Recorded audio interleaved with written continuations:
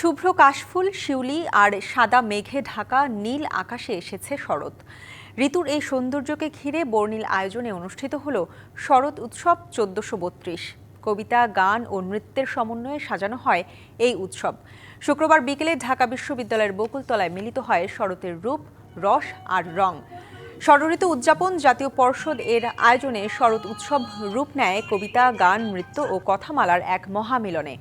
উৎসবের মঞ্চে ভেসে আসে সুরের ধ্বনি, উচ্চারিত হয় কবিতার পংক্তি। নৃত্যের তালে তালে শরৎ যেন নতুন করে প্রকাশ করে নিজের সৌন্দর্যকে। অনুষ্ঠানে বক্তারা বলেন, বাংলার সাহিত্য ও শিল্পকলার শক্তি নিহিত আছে প্রকৃতিতে। ষড়ঋতুকে উদযাপন মানেই সৃজনশীল ঐতিহ্যের পুনর্জাগরণ।